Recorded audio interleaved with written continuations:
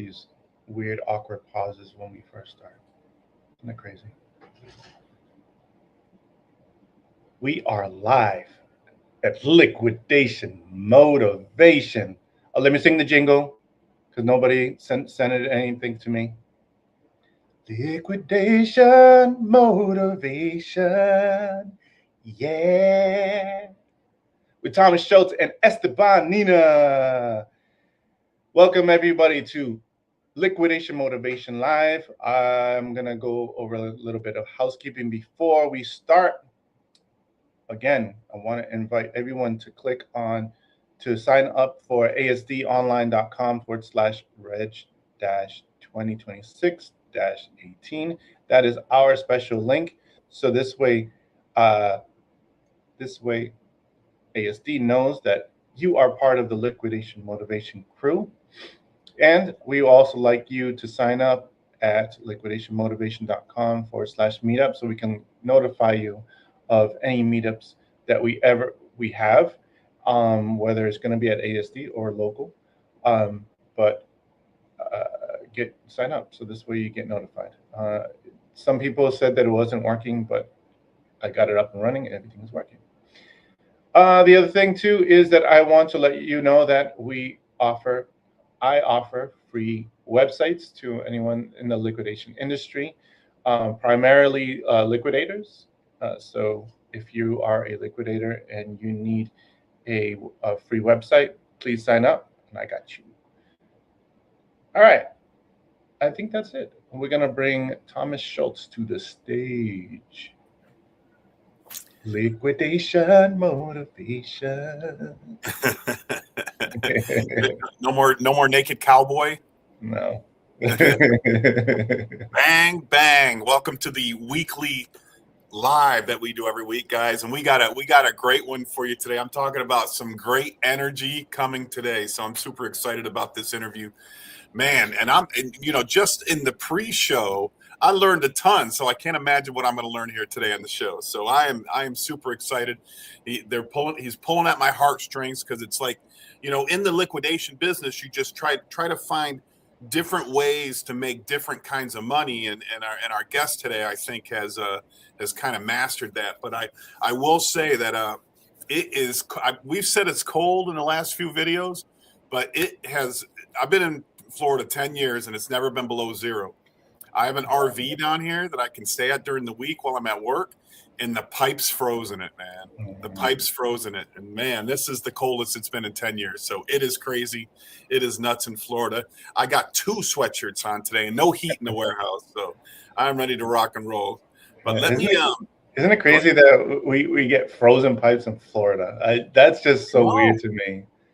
Yeah. I know. Whoever thought? So I got another buddy that said the same thing to me about the frozen pipes. Yeah. So first let's bring Mark to the stage, man. What's happening, guys? My partner in crime at the world's largest bin store. How's everything going, buddy? How's business going?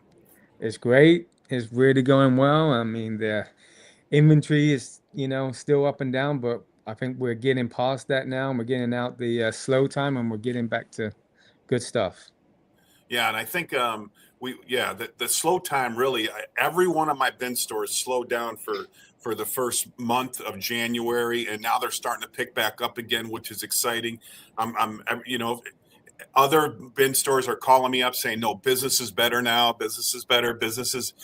Loads are loosening up. So so things are getting better in our lives. Things are getting better in your life, right? Absolutely, yeah. I love it, man.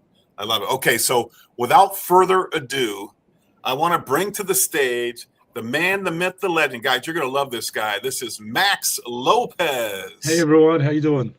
What's up, Max? I'm working out of my home office here in Las Vegas, Nevada. Nice. How's the weather there?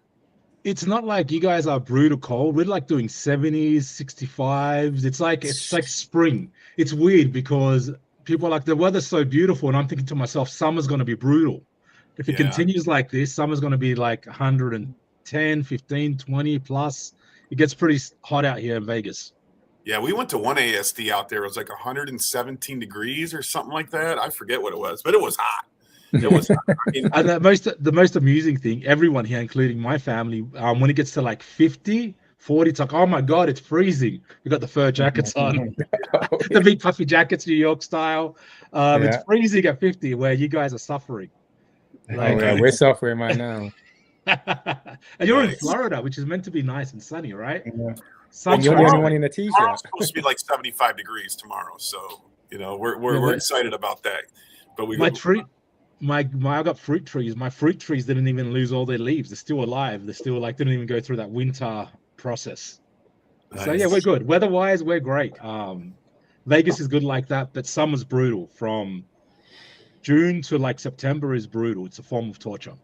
Yeah, yeah, we get it here. I mean, we're more like 92, hazy, hot, and humid every day during the summertime. So you know, I will take the heat over the cold any day of the week. Oh, Any day of the 100%. week. Absolutely. And When I snow, moved to yeah, New no, York, not I'm just for me. like, you guys. I mean, they get like 10 miles from my house. They've gotten 11 feet of snow so far this winter. Wow. 11 feet of snow. I'm like, that means you're shoveling morning, noon, and night, and that's crazy, man. That's crazy. All right. You're not for No me. fun. Not for me. Yeah. All right. Let's get into it. Okay. So we got Max Lopez, auctions by BAM. Now let's start off at the beginning. When did you start this journey into the auction business, and what were you doing before that? Okay, so that's a really it's a great question, because when does it really start? Well, in all honesty, when I think back about it, it started with my father. My father was an immigrant to Australia, was from Chile.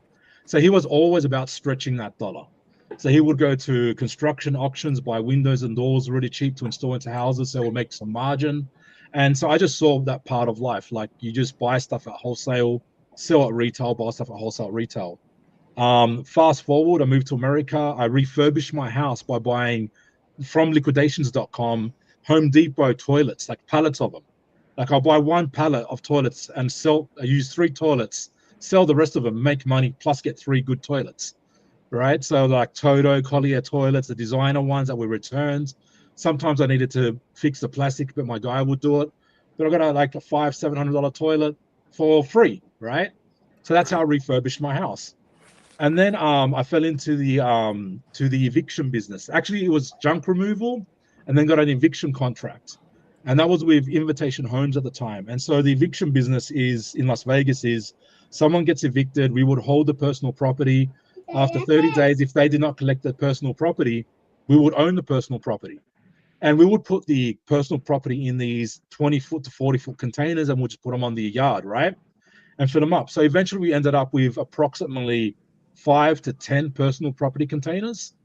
So I thought to myself, being a consumer of auctions, I thought to myself, oh, we'll just get Nellis Auctions to sell them, and they can sell them for us. Like, it'll be great. It's win-win for them, win-win for me. So they sell them, and they gave us a check for $10,000. But this is the breakdown. You ready? They get their fee for selling it was 50%. So we got 50% of the sale price. Plus they charge, I think it was 16 or 18% fee on top of that. So they walked out with more money while we held it, we delivered it, and all they did was come and take photos. And I said to myself, I'm in the wrong business. Like, why am I not doing this for myself? So I did. I did. I went through the, so I looked at the city, and the city's like, you need an auction license. And I was like, how do you get an auction license, right? So I've searched out how you get the auction license. And people are like, when you just speak to an auctioneer, the old school ones, not online, or not like people like us, it's a very protected industry. Like, it's all 2nd, 3rd generation families, right? And they're like, oh, well, you need to go to auction school and do this auction test and do all these things, right? Dude, it's so easy. I went to Kentucky online, did an auction course for like $200, which was watching PowerPoints. Did that, got my auction license, now part of the National Association of Auctioneers. Not that hard. Official auctioneer, right? Like, not that hard. And so that's how you get it. Like, and every state is different, but that's what I needed to do. So I got my license. So now I'm a licensed auctioneer, and having that on your business card really does move the needle. It's surprisingly how see if I can find a business card. It's surprisingly how that logo on your business card changes everything. It opens doors. So I say it's like ID to get into a nightclub, right? So whatever you do in the nightclub is up to you, but getting in is half the issue, especially the nightclubs that me and Mark were talking about previously, right? In Half London, these nightclubs you can't get in, right? So you get in, then whatever time you have is up to you. So on my business card, give me a second. I'll go and grab one. I see him right here. Just 1 second. You can do that. Esteban, are we members of the National Association of Auctioneers? Hey, Tom, are we members of the... You know what, I think Esteban, share my screen. It'll be easier if you share my screen, right? So this is our website right here. Look how cool that looks. National Association of Auctioneers, right?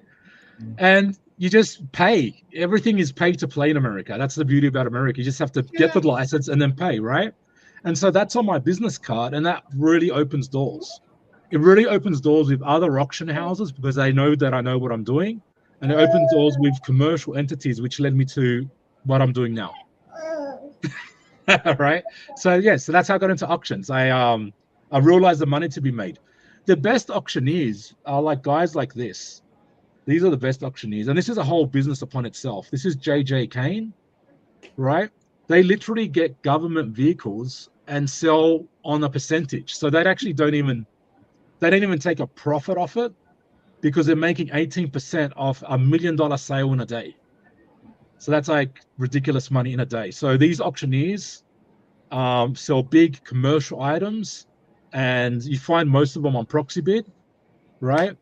And the people on here sell big commercial items and they kill it. Like, can you imagine doing an auction with all this heavy machinery? Like, you just kill it. Yeah, we have one not far from us called Ritchie Brothers. They do the same thing. Yeah, they're national and they just get all the government stuff and they kill it. So yeah, the auction business is really good, but you have to hustle. You have to knock on doors. You have to do what you say what you do. You have to own your mistakes. And there'll be many. right. Right? Whoever says otherwise is lying to you. Yeah, so that's how I got into the auctions, and I got my license and I went for it. And that's how I got into the liquidations, because it was quiet. And I knew I could buy stuff from liquidations.com because I've done it before. So I would buy pallets and then started listing them. But we'll talk about that more in a bit. So, but yeah. I love your journey, how you had an opportunity like doing junk removal, and then that led you into the evictions, and then that led you into liquidation. You weren't, it was kind of a back way of doing it, but you got there, you got here in the end. The fascinating thing, Mark, is the more you work, the more you meet people, and the more people see you work, the more opportunities you get. And that's what I've done. And I haven't sold myself. I just work. And people see you work and see you, and then give you an opportunity. They test you. You get another opportunity, then doors open that you never knew existed. Yeah, that's how me and Tom have become partners. That's exactly the same way. Yeah, exactly. Right. And we all know that finding someone who's trustworthy, honest, and that's the thing with liquidations and cleanouts. Like, I would see drugs in liquidation, in cleanouts for residential cleanouts, right? Drugs, cash, gold, technology. I would just take a photo of it. I wouldn't even touch it. And if I had guns, there was a process for guns. The process for guns was, we'll take a photo of it, we'll call the police to come and get it. Animals, you call up animal control to come. Like, poor animals are left there. So what I would do is I'll try, if they were nice, I would lock them in a room and just get like whatever dog food they had, literally cut the bag open, dump it, and then fill up like 5 water bowls and just put it there, because you don't know how long they haven't drank or eaten. Wow. If it's really heartbreaking, and you'll just leave it there, call up animal control, and then leave, because animal control will get there the next day, and they'll call you when they're on the way and do that. Guns, call the police. Other paraphernalia, depending on the volume, is what we will do. Right? Usually it'll just be trashed. Food needs to get out straight away. But yeah, there's a whole process. Yeah, I mean, Mark, I think you have some stories about cleanouts, but when I was had my first liquidation store in New York, we got the HUD cleanout contract. That's so anytime awesome. anytime a HUD home was foreclosed, they'd call us, right? And most times you'd walk, and they want it broom swept. They just want it clean so they could resell it. You didn't have to scrub anything. You just have to broom sweep it. But we'd walk into some houses, and there'd just be like a little pile of stuff on the floor, and they had a minimum. Like $800 was a minimum. So I'd walk in there for 30 minutes, clean up the little bit of stuff, get paid $800. But every once in a while, you'd get like a 3,000 square foot house filled to the top, so then you could bill HUD like $5,000 to clean that house out. But yet 60-70% of the stuff is good resellable stuff that you could bring 100% and resell it. It was like a free ATM of money, man. It's like they had they needed the service done, and you could provide the service, and then you can maximize, you could profit off it. And it was an incredible deal when I was doing it. Yeah, that's literally it, Tom. That contract, I would be like, how much do you want for the contract? Can I get in? Can you give me Las Vegas? Right? That contract we've had is awesome. We had a falling out with Invitation Homes. They wanted me to reduce my prices, and I refused because, as you know, with business, you got trucks, insurance on the trucks because you're not driving it. The labor, the biggest expense was insurance. And so eventually they just stopped giving me work, and I was like, I'm not dropping my prices. And I moved on to bigger things at the same time. So things opened up. Nice. Yeah, but I mean, so this weekend I'm buying toys for the museum, and I found a guy that does estate cleanouts, and so I buy all this stuff, and he takes me in his garage, and it's just filled with all this good stuff. And I'm like, why am I? I have the employees, I have the trucks, I have everything, I have auction houses. Why am I not doing this business? And then we just happen to schedule this with you, Max, and you're like, no, here's the biggest thing, right? So we talked about so what happens, everyone, when you do these things, this is my first time doing one, you sit down with the crew before and you just talk while we test microphones. My computer turns off, my microphone was bad, we had to work all this stuff out, it was chaos. Esteban helped me out, thank you, Esteban. But what happens is we talk, and we just talked about this thing. The biggest thing is we talked about whatnot. So I got this concept right in my head. So my educational background is I have a master's of entrepreneurship and innovation, and I look at things as everything as an opportunity. And so when I look at retail, so you have like retail on Fifth Avenue, New York, that's 120% retail because you're paying for that champagne and that coffee and that nice person talking to you, right? Then you have retail, which is a normal retail store. Then you have like TJ Maxx and the outlet stores and Ross. And you see Ross and TJ Maxx buying all their stuff at ASD. Just look at people's badges when you walk around. You see Ross and TJ Maxx on their things. So they're buying like you, right? And then Ross and TJ Maxx is like 60 to 80%. Then you have like the outlet, like Night Outlet, once again, 50 to 60% of retail. Then you have OfferUp, Facebook, and then you're getting from 30 to 50%. Then after that, you have auctions, where you're getting anything from 10 to 30%. And then below that, you have bin stores and whatnot. Whatnot, the issue is that I found is that everyone wants stuff so cheap, and it has to be consistent. So it has to be like a collector Pokemon or something for you to get top value, right? And live selling. So when I tested live selling, it wasn't for my niche. But I think that if you can get items for free, you can whatnot the hell out of it. And that's where you can get like all your toys from. I know a guy in Vegas that gets free stuff from casinos, and he does whatnot, and he's killing it. Why? Because his stock is free. It's free. he gets all the returns. He gets all the returns from lost and found. Yeah. Like we go in there and it's like Versace jacket, like cheap knockoff shoe. Dude, when you guys come to Vegas, I'll take you to his warehouse. I bet it's crazy like, how much stuff he finds, his warehouse. Yeah, dude, and he gets everything from casinos for free. And so if you can get that for free, estate sales, cleanouts, and that's what I do now. If I don't get it for free, like my good price is free and I can sell it tomorrow. Free and junk, you got to pay me to take it. Yeah. Yeah. Let me say, I've done a lot of estate cleanouts in my life. And, it's like I walk in with the attitude like, listen, I will buy everything that I want for $3,000. Yes. I will take everything out of here for $500. But if you want to give me $1,000, I'll make sure everything's gone into places, broom swept, and you can sell the house. Now it depends where the seller is at in their life, right? Are they in New York and the house is in Florida? They just want the shit gone and they want it cleaned up so they can sell the house and make $279,000 on the house. They don't really care about the contents, But if they live there, maybe they want to maximize the amount of, So every person is different as far as what level of service they want in this business. So I mean, I love it. I love it. You're right, Max. And you here's got the icing on the cake, Tom. They tell you. Yeah. Like, it's not even a negotiation. Like, I would literally walk into places. I charge on cleanouts. If it's a small cleanout and there's nothing I can grab, I charge like a wounded bull. So most junk removal guys try to make 20, 30% margins, and they don't calculate their own wage, right, of being there on site. Well, I calculate my own time if I was to be there as a super or a project manager. So I charge like a wounded bull. If I want it, I do what you do.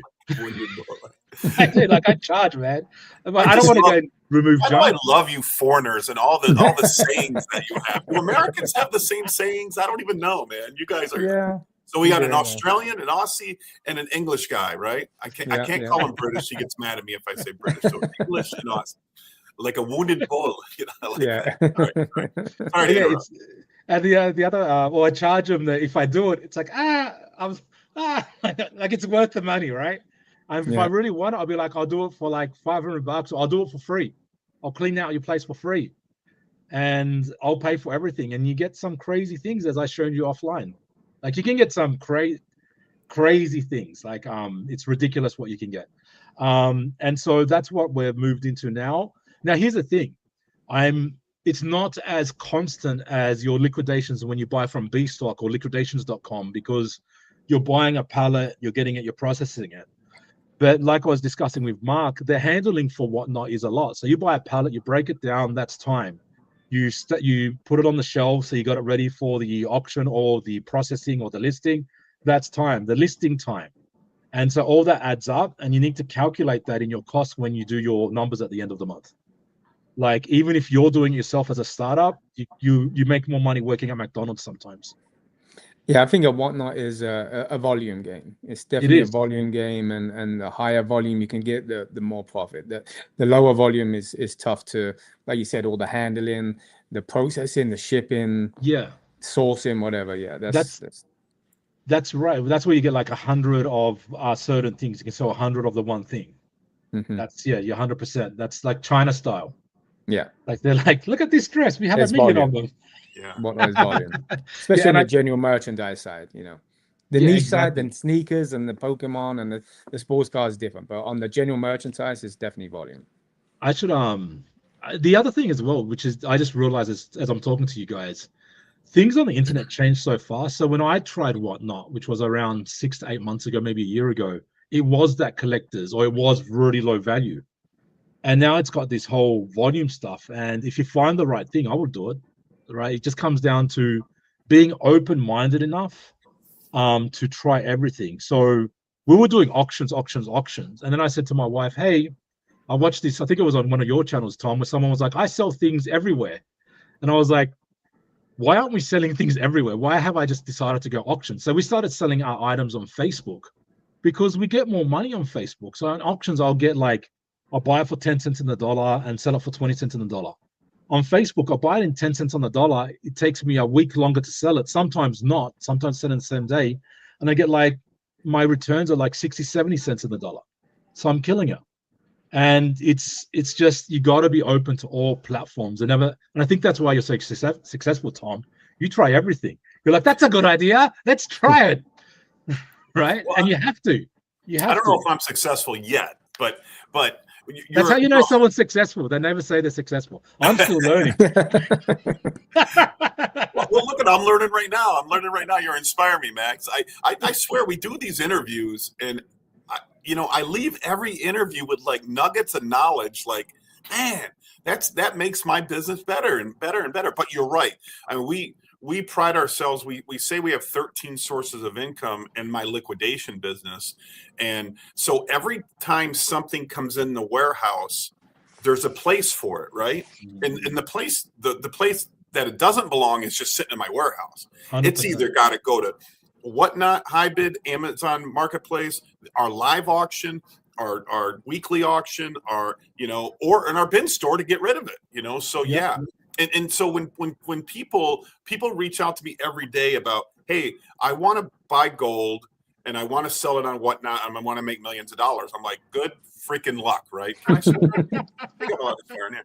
Good luck, you know. It's like that. It doesn't exist, you know. And I searched the world for the right whatnot product, and it's so hard to get it and get it consistently, you know.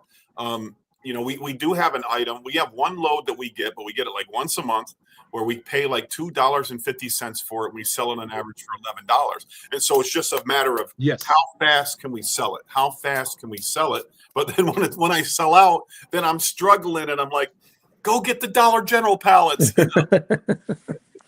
So it's, and that's really interesting, because that the insight there is that you do need several sources, and you do need several sources of distribution, because buying is the easy part. Like buying something cheap is, you can buy stuff cheap. It's easy. There's so many places now. It's the moving fast. We're in the fast moving consumer goods. Like it's a fast moving. The longer it's on the shelf, the less money you make. You got to move it fast. Yeah. And then just and have the ability to throw it away. That's where I'm at now. Yeah. Let it go. People fall in love with their inventory. You know, I deal with bin store owners that are like, you know, they're like, they go to $3 a day, right? We go to $1.50, and they go to $3 a day and said, I'm not selling it for less than $3. It's I'm not losing money. I'm like, dude, you can buy 1,000 more of those truckloads. Just sell it and move on. Sell it. That's what I've always tried to teach Mark here, and Mark's real good at it, so I'm not saying anything bad. Yeah, you're losing real estate, right? I mean, if it's in your bin and you're keeping it for the next week, then you're not turning that inventory. And I could put more product in there that would sell for higher than $3 a day. But if I'm keeping the same product in every week, and I'm not just liquidating it at the end of the week, which I'm, you know, donating it, or, you know, or if it's just trash, we just trash it. But if it's stuff that we can donate, we just donate it. But, you know, we can put bigger products in there and then sell them on 12, 10, 11 before the $3, and we make more money just doing that, you know. So Mark, when you come to Vegas, man, I'll be happy to show you guys around, help you any way you can. There's you've been to the Nellis bin store, right? So Nellis is a big auction house. Nellis is the monster. They move 45,000 items a day, and I can show you that with a shared screen. They list one item per minute. Like, they're a monster. They're the best of the best. And you can get all this stuff on the internet and just watch what they do. And I can get down to 30 items an hour. But with Mark, what they do, they have a bin store, right? And so with their bin stores, it was really good at the beginning, as most bin stores are. And as time has progressed, because I used to go there, like I would go there and find gold, and I'd be like, I'll sell that tomorrow. And it was literally 5 minutes from my house. So it was very easy to go to, right? So when I was bored, I'd just pop in, see what's going on. And as I've gone over time, it's dead now. You know why it's dead? They keep reusing the same bins. So they keep reusing the same bins. So what they do is you go there and see the same things over and over again. So guess what happens to the consumer?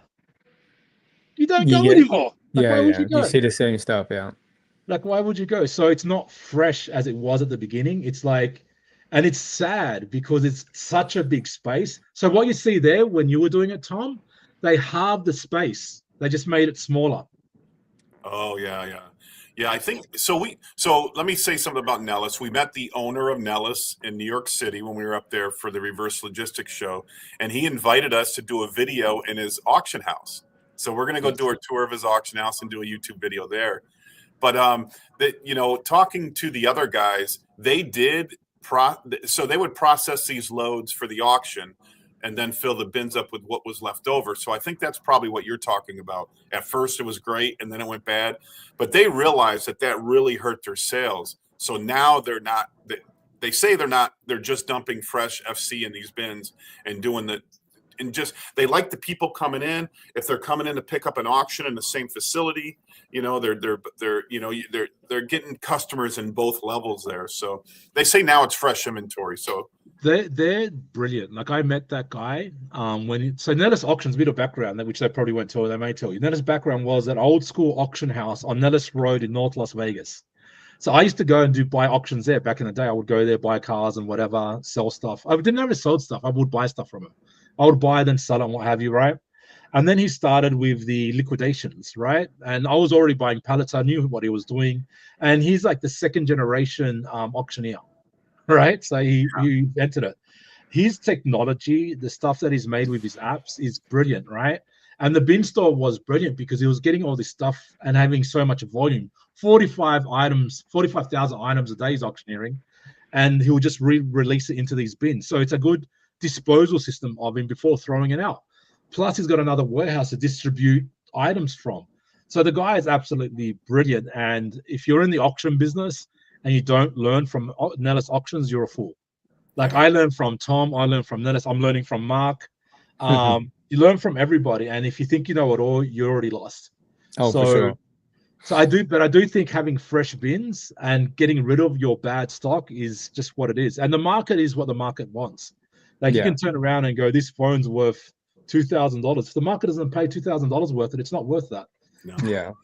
I mean, like Tom said, we go down to 50 cents. So if we don't sell it at 50 cents, what are we going to sell it for? Yeah, it's junk. We can't sell it. Yeah.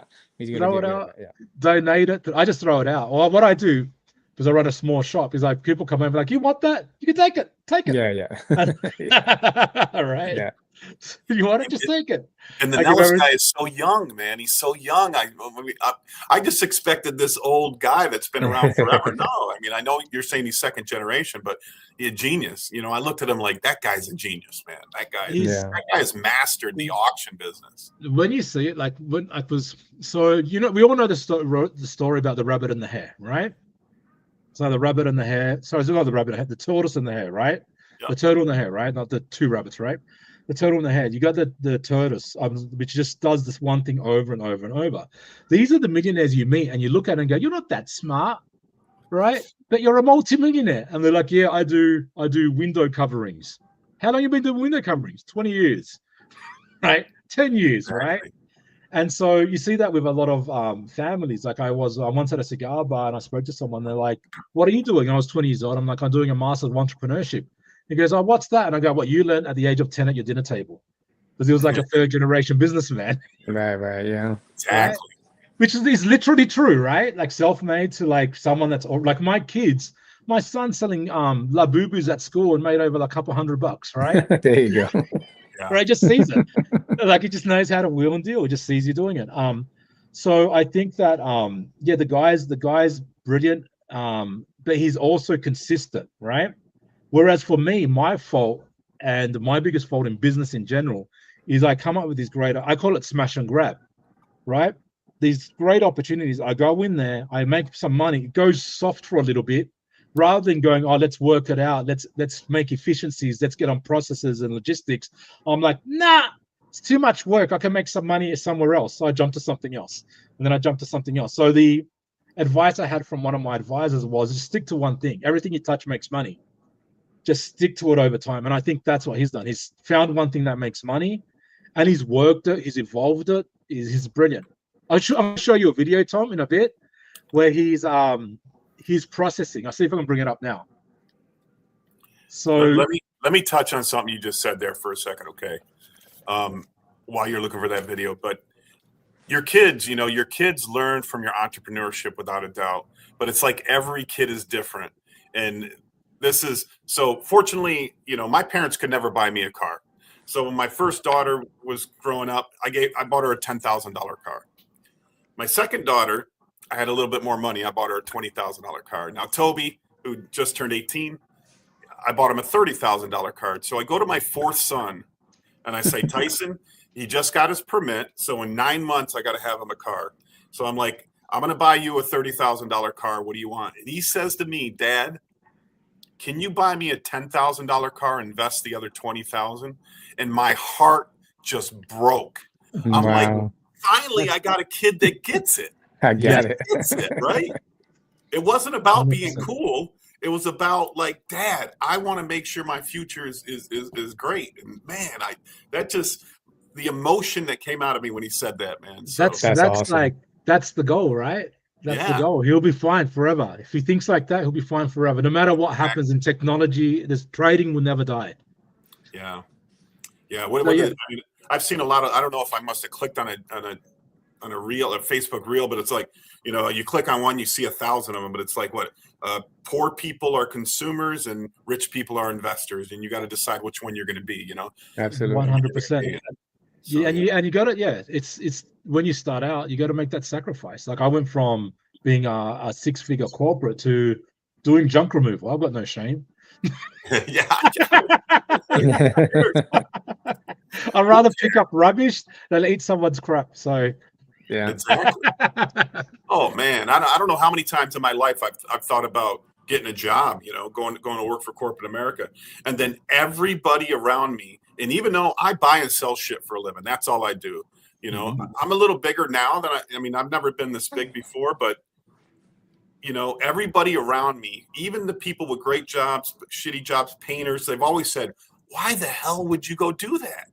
Why? I mean, they looked at me like I had the perfect life, even though I just buy and sell shit for a living, Yeah. Go do whatever you want. It's being an entrepreneur is incredible, man.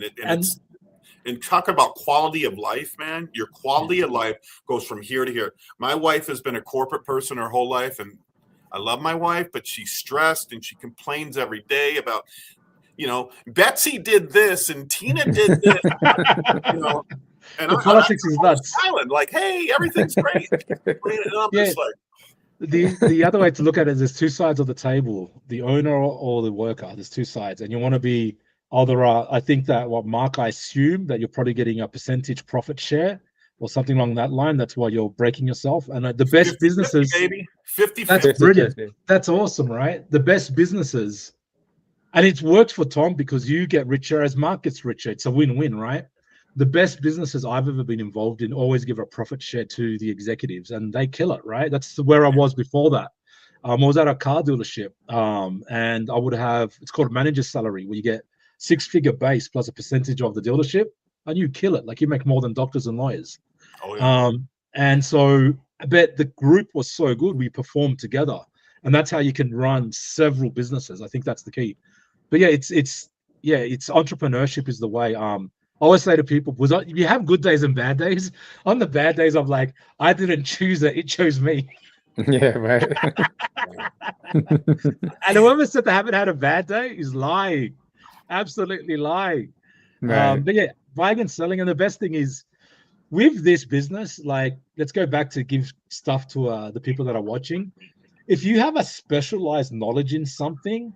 Like, I'm a car guy, so I can see, I see car items all the time on Nellis, and I will literally buy them off Nellis and then put them up on Facebook and 4 or 5x my money.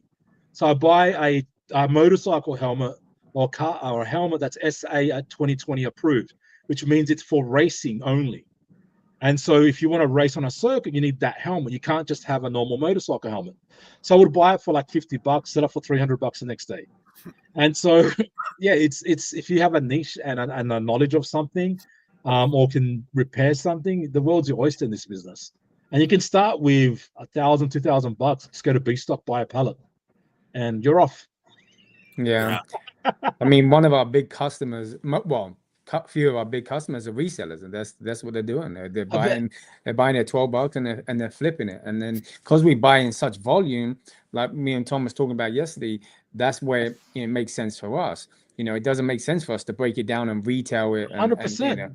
We buy a bulk, we buy in truckloads, 4 or 5 truckloads a week, and then we sell it a margin of we can at $12. Then it works its way down, and a lot of our buyers are resellers. They just are. Aren't they the best customers because they're there, they know the rules, Right. They come, they buy. Resellers are the best. I say to all my resellers, if you make money, I make money. I want you to come back. Yeah. Well, I mean, that's how Mark and I met, right? So Mark's in construction. His wife was helping out with the business, and she said, "Mark, I want to go buy a pallet. There's this guy right down the road selling pallets, right? Because he lives like 5 miles away." So they come in and they buy a pallet, and they work the shit out of the pallet and make good money on it. They do yard sales, they do marketplace, they do whatnot. They were selling it all the platforms. And then, 6 months later, they're still buying pallets and they're still producing and making money and after about a year, I'm like, this is my guy. This is my company. Couple, yeah. Yeah. These are my people. And so, we just started the dialogue like, hey, I have this idea of the world's largest bin store. How do we make this work? And then they went to work. Most people sit home and do nothing and think about it. And since then, 20 people have come to me like, Tom, I want to be your partner in your next bin store. I'm like, I don't see it in you. And, I can't say that to their face, but I'm like, oh, okay, I'll think about it. No, because I got to see you first, like the guy on the other side over here. And then once you see it in somebody, then you can build an empire with them guys, and I have 3 partners like that in my life. Totally different, not totally different, but real estate up in New York, I invest in. Mark down here, Stellion in Georgia. They're just absolute knuckleheads when it comes to working. When something needs to be taken care of, they take care of it. And if you can surround yourself with people like that, you just grow. You can just grow astronomically. So I think it's surrounding yourself with people like that and leading like you lead with education examples and conversation versus micromanaging. Because it's the leader. If you were micromanaged, I don't think I can tell Mark will not last. I could be like, I'm out. Right? You can advise, direct, educate, and show where the numbers are telling the truth, right? Yeah. But if you're like that, did you sweep the showroom floor? It's 9 o'clock. Are you sweeping? Like, yeah, that wouldn't last. And I think that's where partnership works. I've been in really good partnerships and I've been in really bad partnerships. Yeah. It's got to work for both parties. It's got to work for both parties. Like, you both bring value, and I think that's freaking awesome. And that's the other thing about this business. Your work speaks for itself. People see what you do. If you look at our reviews on Auctions by BAM, on Proxibid, we're up there. So, and even our Google reviews, we're up there as well. Nice. And I think that's awesome. Yeah. Yeah, we've focused on our bin store, and I think we just hit 1,000 reviews today. Is that what it was, Esteban? 1,000 points. Yeah, it's been we've only been open since Black Friday, so we're very new, and that's we're awesome. 1,000 reviews. Yeah. Are you answering? I think each 1,000 points or something. 1,000 points. That's 1,000 awesome. points. Yeah. Can I explain our review process? Go for it. Don't incriminate yourself. We kind of found a hack for the reviews. Okay. Because obviously having positive reviews means something. And a lot of times people that want to complain are the only ones that want to leave a bad review, and they tend to be negative. So you kind of have to encourage people to leave a positive review. So we have a process where, Esteban, where are you at? You can explain the process a little better for me. And I encourage everybody to do this to improve your Google reviews. Go ahead. All right, so we built a system where we offer a gift to those people who leave a review, and the way we check it is by they scan the QR code at the line, and they will get a notification saying, hey, here's a coupon for a free gift for your following visit, for your next visit, and they only get that coupon if they fill out that review. And then they use that coupon and they redeem it for a free gift. Wait a minute. There's more to it, Esteban. Okay. Which part are you referring to? Okay, so the negative reviews. The negative. So how it works is...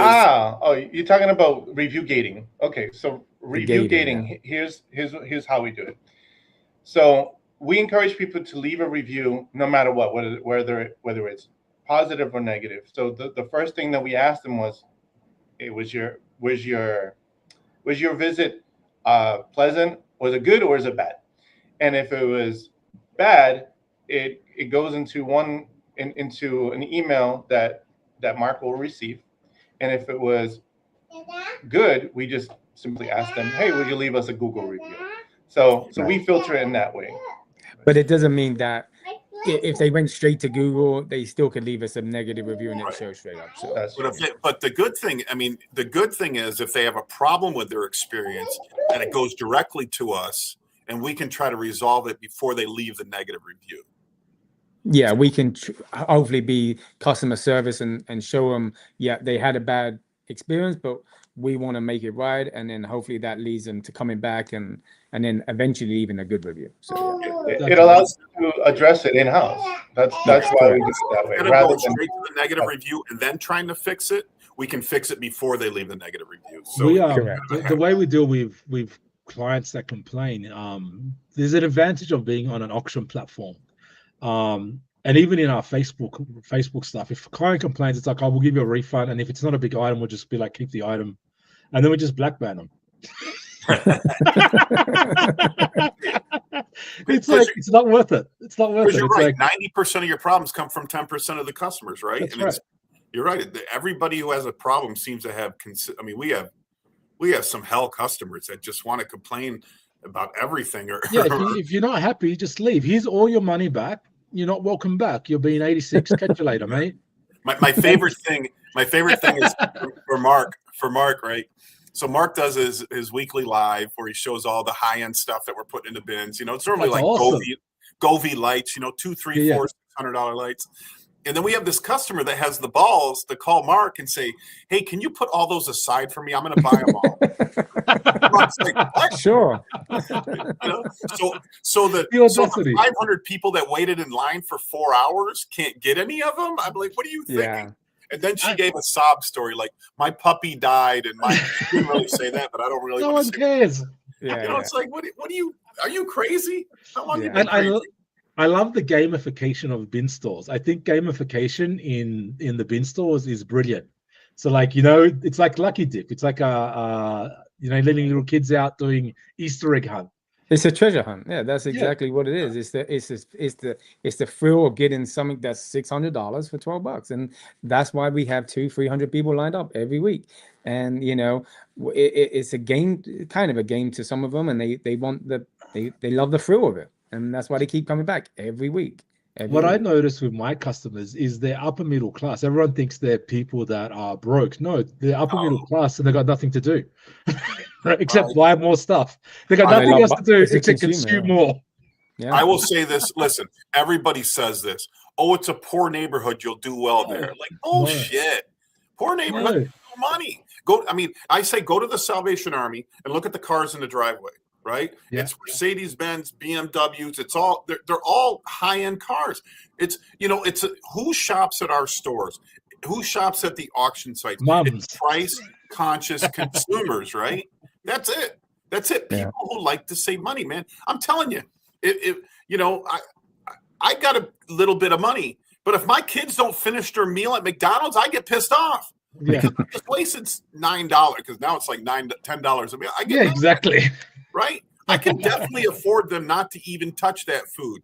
But I'm somebody who grew up with no money, right? I grew up in a military family. Yeah. I never went out to eat as a kid. We had 5 kids in my family. We never went out to go anywhere. So for my kids to go, or you know, I swear to God, they look at the highest price menu on it, surf and turf. Boom. I'm like, okay, I'll let you order surf and turf. That's your fault. Damn well eat it. That's like.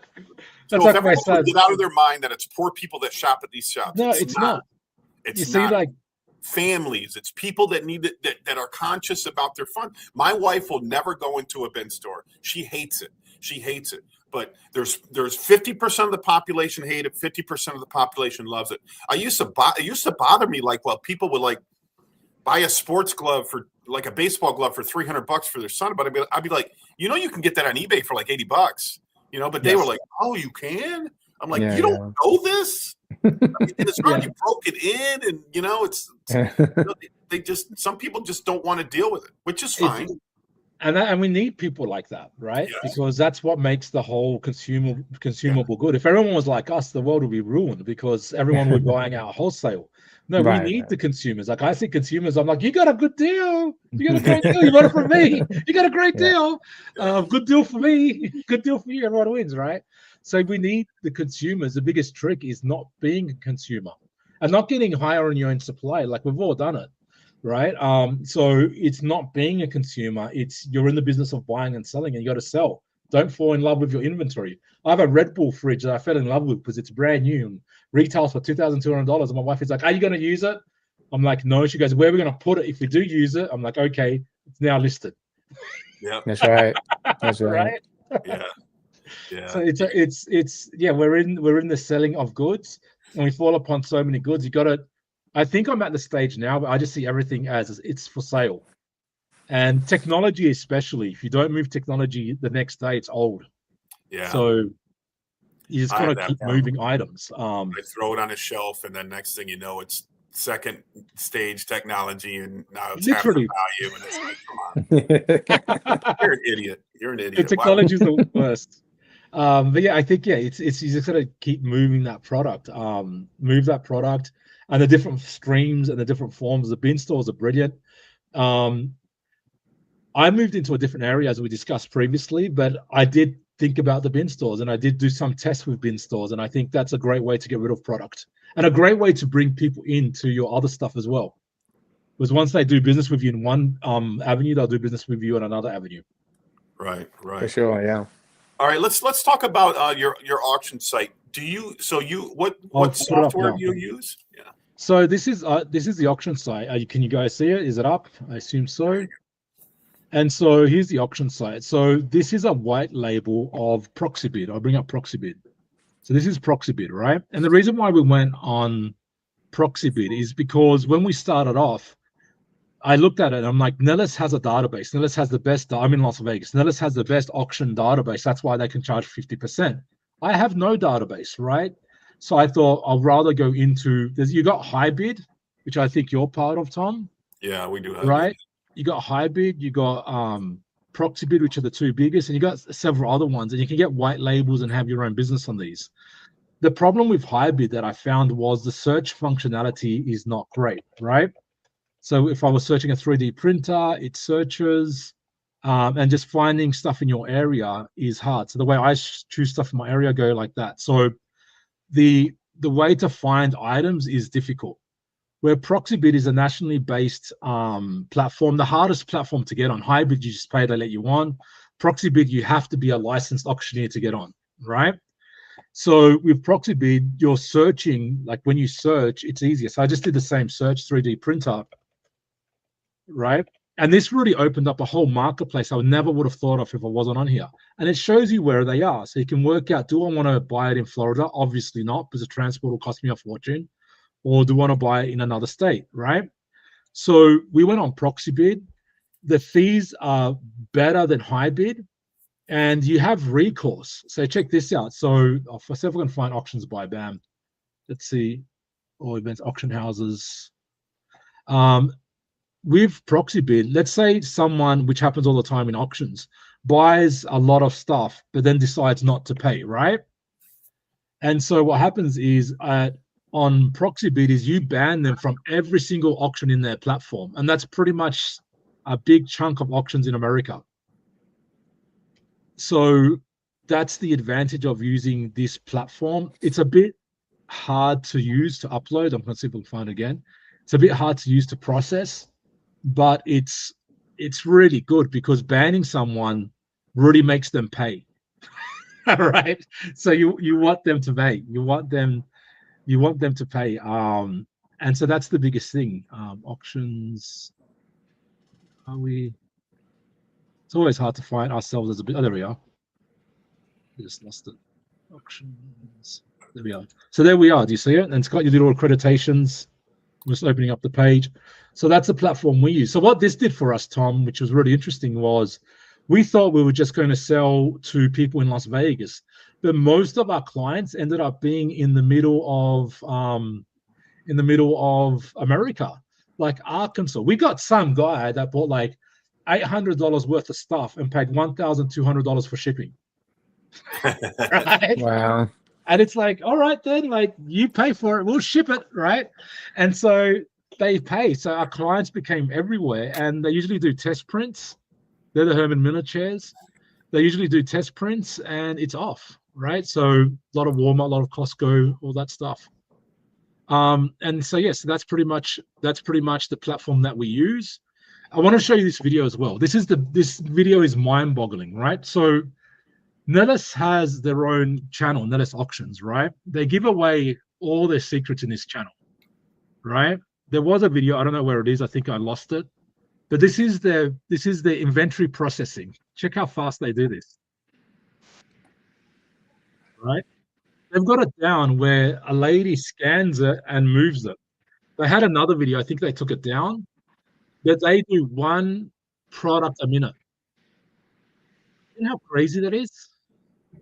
Yeah, Onto the computer, one product. So they have a landing area, Then this lady takes a photo. The computer program does all the listing, all the photos, everything. Item description, everything. And then they just push it on. That's it. That's one item listed.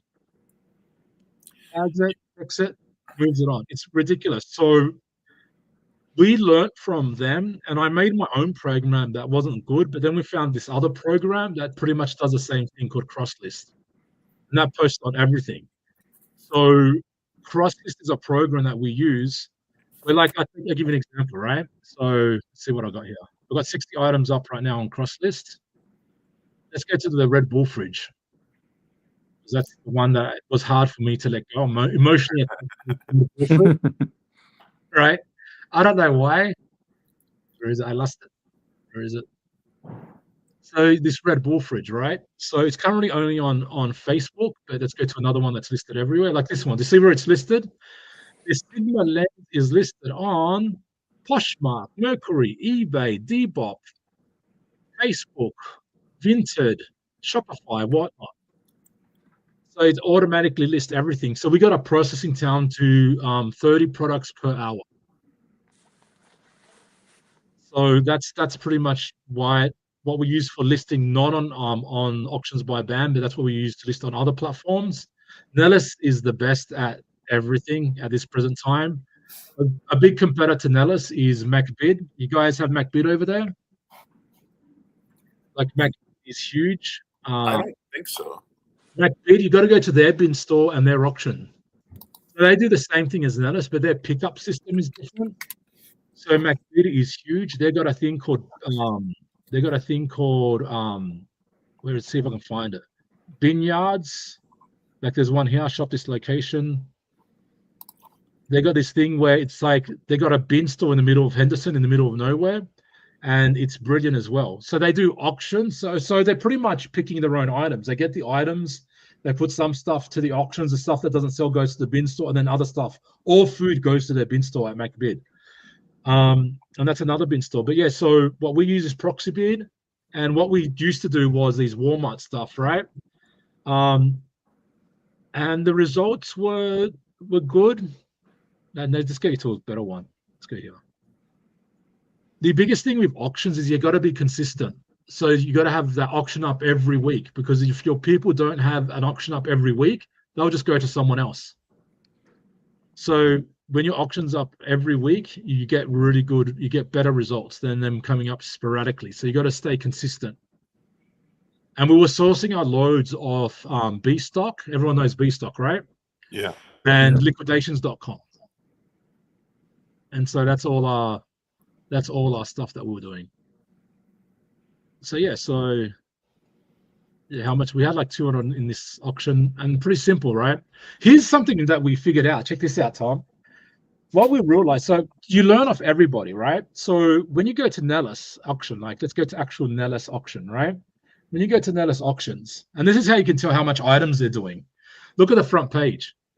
Today's auction, which finishes today, 19,000 items. North Las Vegas, 24,000 items. Nellis Outlet, 4,000 items.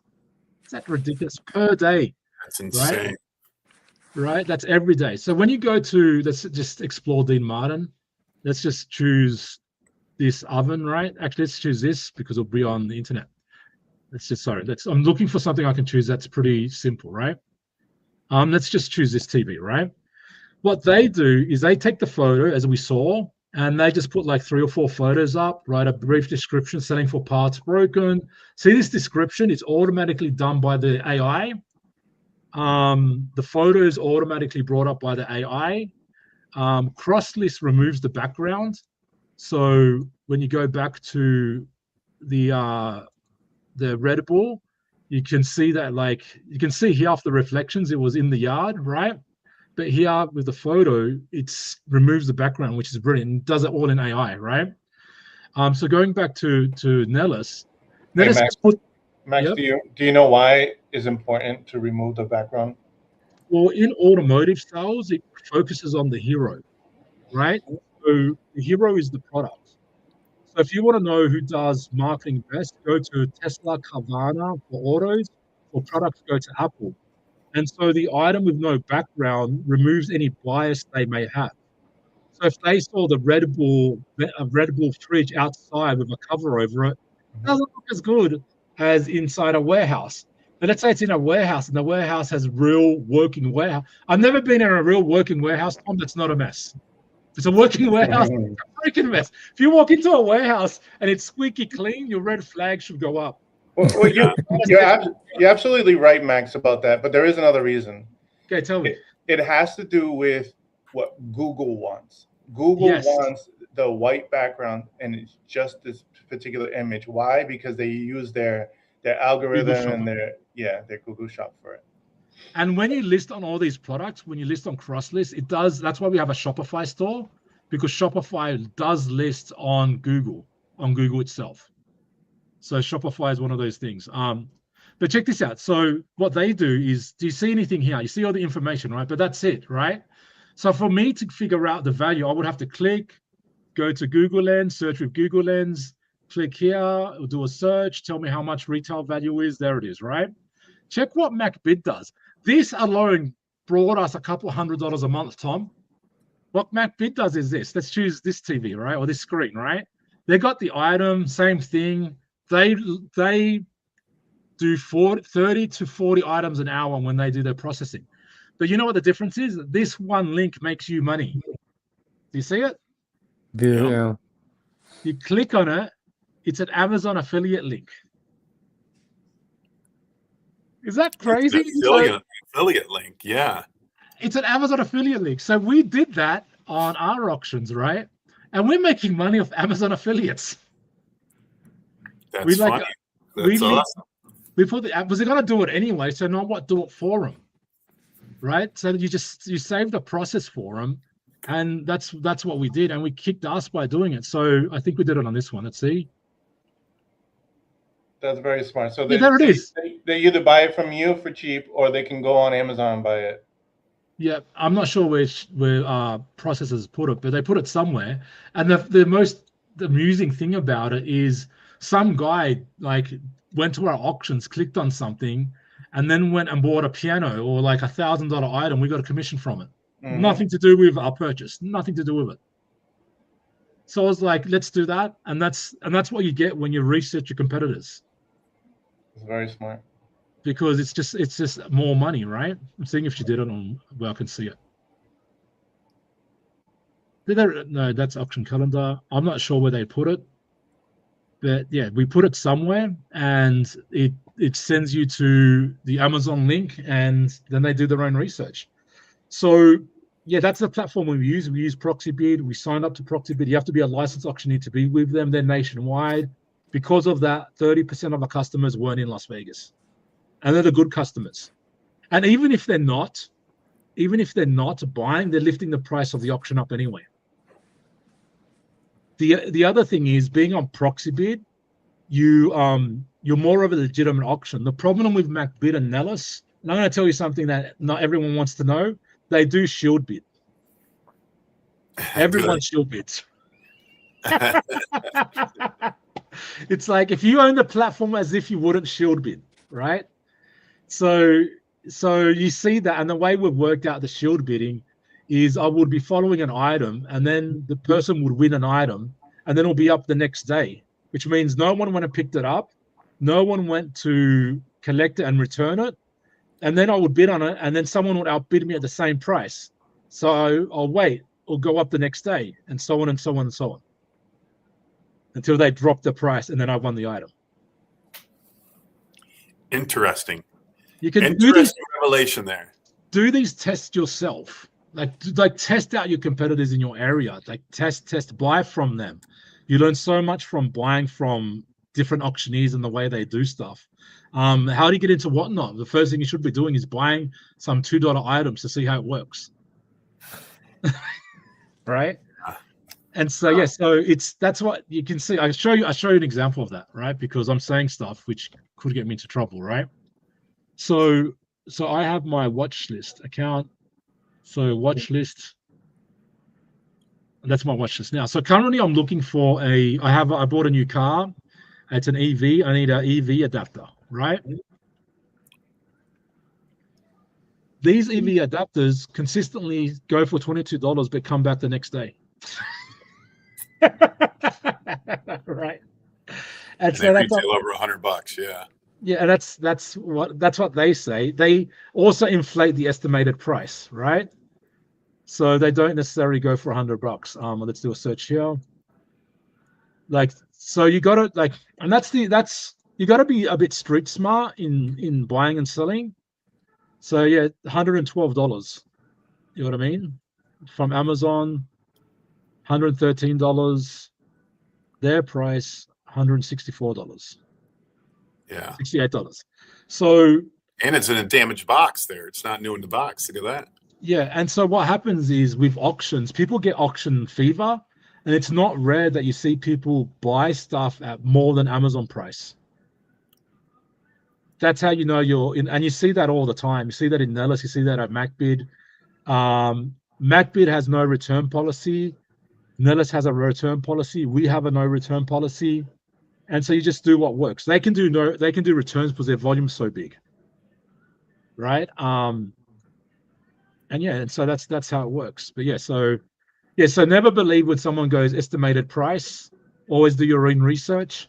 Make sure you have programs that can do it for you. And yeah, our job is to move product, not to fall in love with it. I think we're going to rename Max the professor here because I feel like I'm sitting in a class here about how to run auctions. Man, this is great. Yeah, and so what we've done now is like we've gone from being big and doing a lot of pallets to now reducing it all and just doing more cleanouts and cleanout liquidations, right? And cleanout auctions. If you're starting off small, Mark, tell us more about when you started. You would buy pallets, sell them on Facebook. Tell us about that, because that's honestly what I recommend anyone who's starting out to do. Yeah, like, so I don't we started recommend you off to by quit your day job. Yeah, we started. Well, we didn't. I was in construction, and we had a business doing construction, and there was ups and downs in it. And I went to Tom's warehouse because he had a big Facebook ad saying tool liquidation. So I'm like, let's go look. I might get some tools for my up and coming jobs, and that's when my wife see a pallet, and then she wanted to buy a pallet. So we never knew about pallet auctions or liquidation, so that we bought one, and it was a good pallet. And then we just turned the profit the next week into buying another pallet and another pallet, and then we were buying, I don't know what it was up to in the end, Tom, 2-3 pallets a week maybe. And but yeah, we were doing, so we done yard sales on Facebook Marketplace, and then some of the items will go on eBay. So we built up a decent eBay account too. And then, yeah, we done that for a whole year. And then Tom showed me a video and said, "Hey, what'd you think?" And I'm like, "We're in." And that was it. That's the short version of it. But and yeah. how much money did you make doing that? You made more than some people's full-time job by the volume that you were doing. Yeah, I'm calculating it in my head. Yeah, so it took over the construction. So it we were turning, and we were doing yard sales every week. And we kind of was doing like a bin yard sale stuff. We done $1, $2, $3 bins, and that's all we did. And we were just turning that inventory and just keep turning and burning. And then we started a Whatnot channel, and then now we're the world's largest bin store in Lakeland, Florida. Freaking awesome! Congratulations, man. Yeah, so and that's how you need to do it. You need to just get out there, hustle, move. That's all been within a year. That is awesome. What a life-changing experience, man. Oh, for sure. Yeah. It's been a whirlwind, yeah.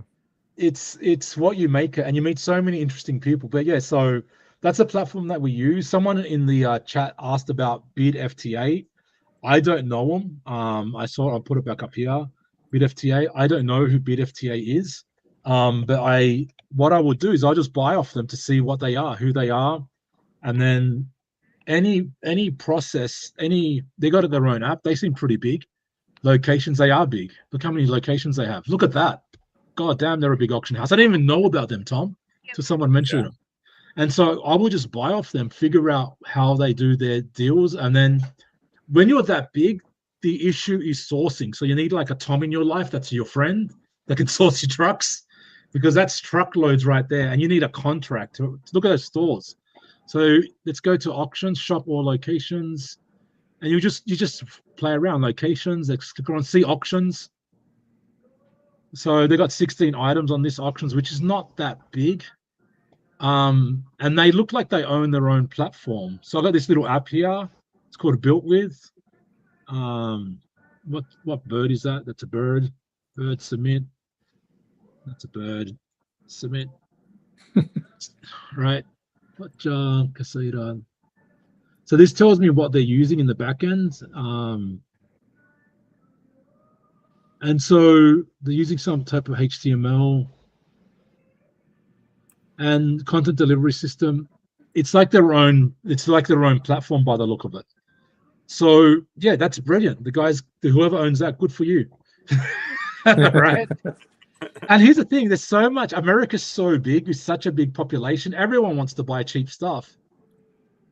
So it's a great business to be in. And the marketing is minimal. Your deals make the marketing.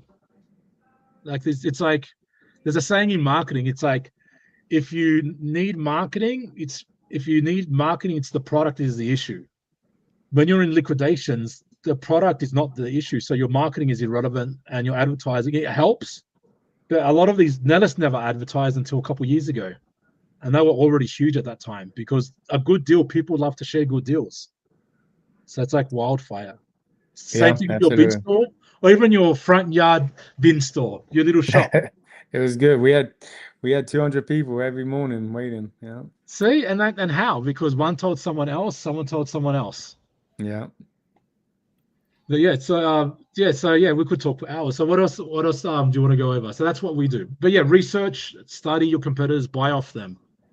And a lot of your competitors become your friends because the market's so big.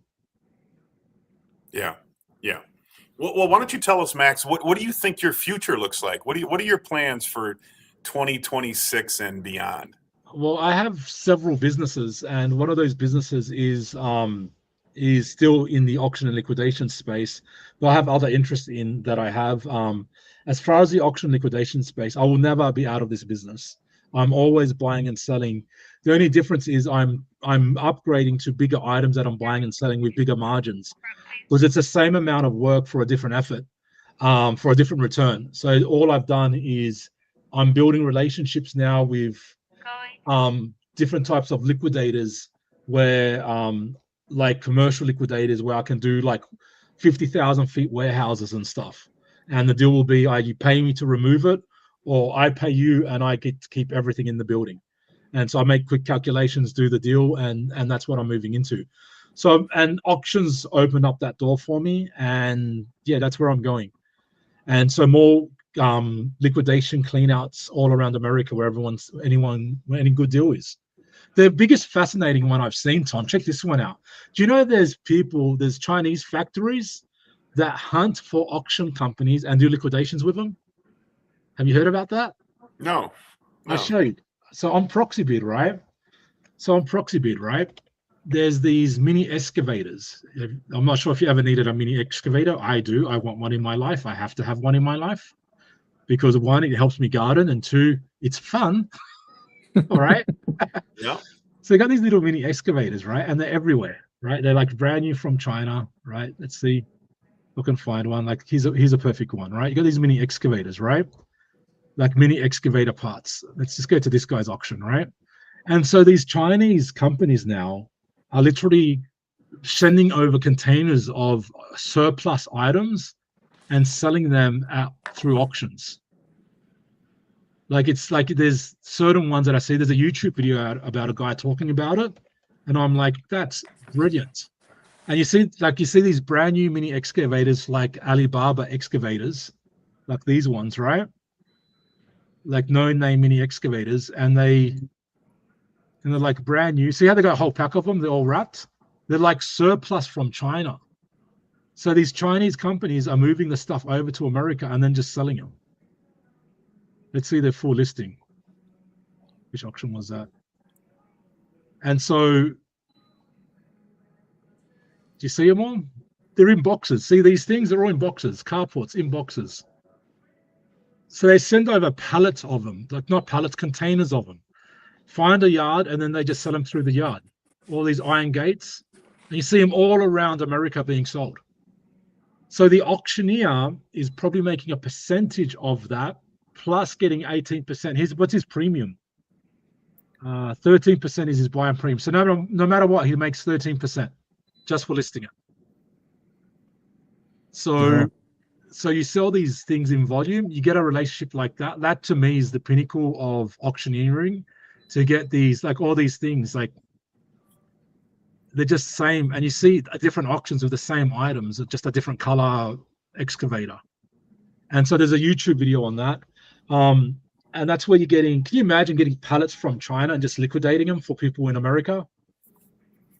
So they say that's your client, a Chinese factory, and you're liquidating stuff in America. So that's the goal, where I can just move product from a computer and build relationships. And yeah, that's the beauty of that. And that's why I've gone back to my house.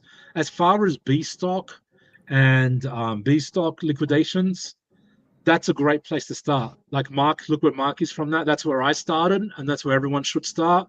If you're doing bin stores, yeah, it's brilliant.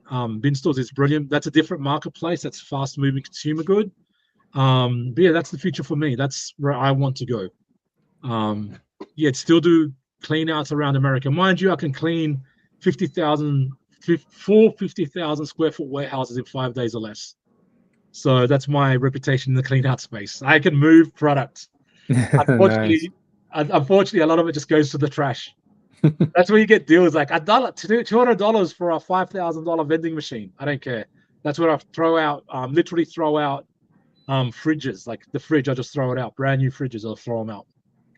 And people say, why don't you donate them? It's not that easy to donate stuff, as we all know.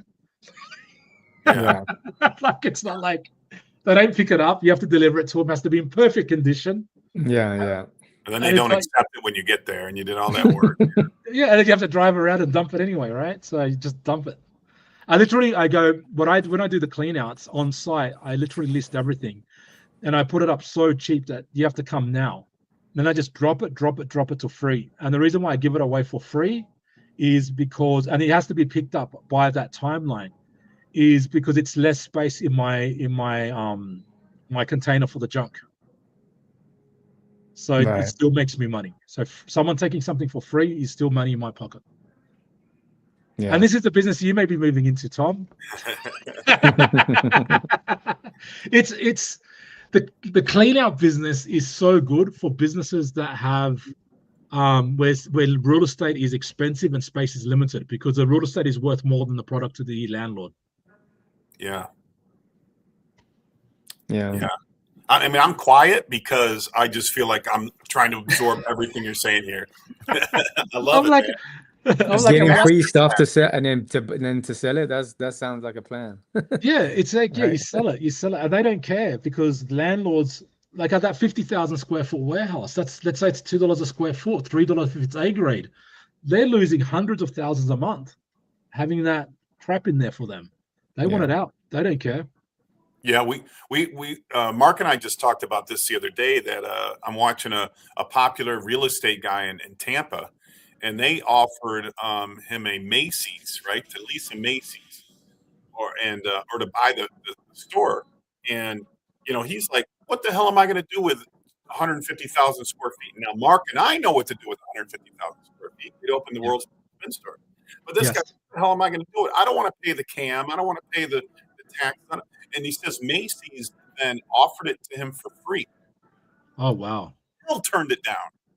Wow. Turned it down. Yeah. You should buy it off him for 10 grand. Give me the contract for 10 grand, 5 grand. Yeah, thanks. I'll give you a pallet. What do you want? Go choose whatever you want for the warehouse. What do you want? Yeah.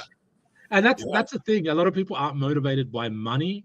And it's, for me and you, Tom, and maybe Mark as well, who are self-made, we don't understand that, because we've never had that excess money where it's like, oh, I just pay for it to go away. So I'm still the guy that will do my own gardening to save a couple bucks. Right? Yeah, right? I shouldn't be. I have a helper, but I shouldn't even be there.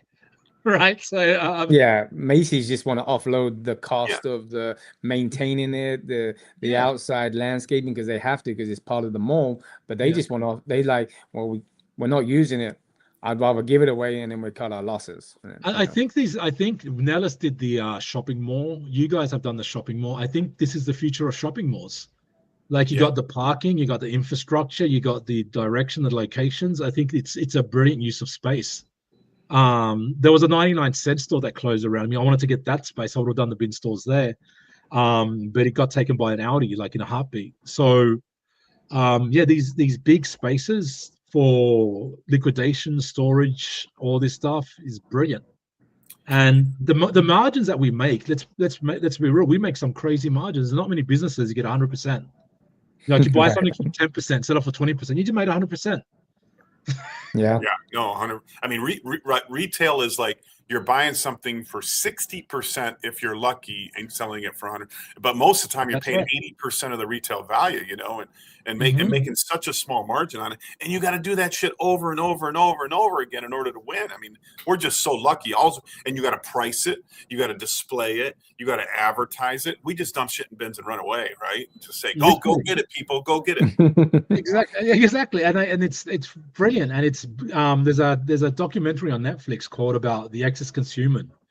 We're actually doing good work for the environment as well, because rather than being thrown in a landfill, someone's actually going to use it. Yeah, and it's a great business model. But yeah, for me, I may get into the bin stores. I'm very fluid. I go where the currents take me and where the opportunities lie. That's one of my downfalls. I'm a hair, not a turtle. Right. Yeah. One of the advantages, one of the downfalls.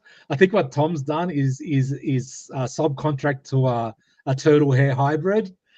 Is the good deal? Yeah, there you go. Yeah. That way you can keep moving. I need to do what you're doing, Tom, and that's the goal. Like, get something, establish it with the right people, then move on.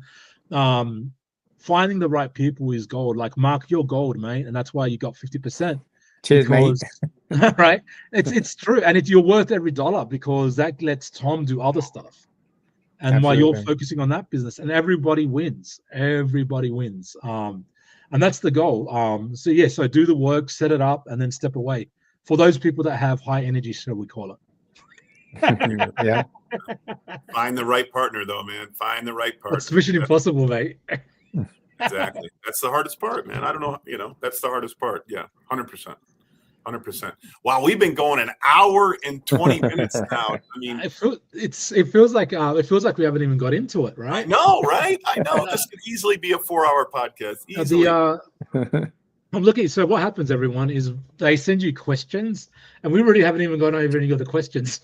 Listen, I can snap my fingers, and Esteban can come to the stage. Ready? 1, 2, 3. You were supposed to. There he is. I thought you were going to press the button, so I was ready for you. Ta-da! Dude, I don't know what's with ta-da right now. Or my wife, my kids are running around the house going, do this, and like, ta-da, and then run off. Like, what's with the ta-da? So I can tell you, you don't get the jokes, right? If anyone's online and you have any questions, feel free to ask. I'll be happy to answer anything objectively and openly.